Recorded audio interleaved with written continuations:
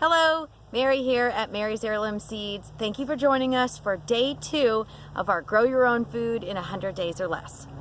On day 1, we went ahead and jumped in and planted a few things, bush beans and radish, because we wanted to get a few things started for you so you can see the germination within a few days. Today we're going to talk about planning your garden. If you're growing in ground, you have a specific amount of area to grow in. If you're growing in ground, you don't usually need a lot of extra stuff besides fertilizer.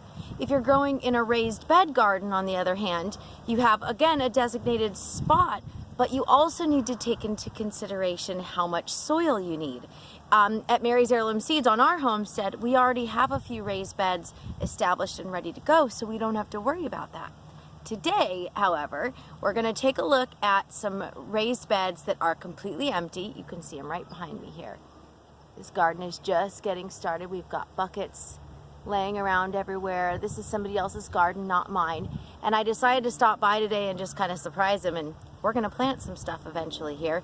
But we wanted to find out what the amount of soil we would need for each raised bed. And that's calculated by cubic yards. So in the post here, we're going to share a calculator to figure out how many square cubic yards, you're going to need in soil. And for that, you're going to need to know how tall your raised bed is and how wide it is on either side.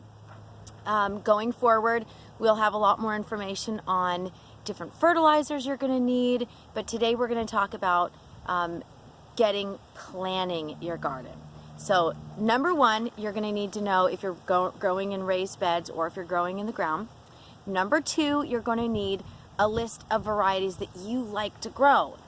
You don't necessarily want to grow a bunch of butternut squash, for example, if you don't like it, or if your family doesn't eat it.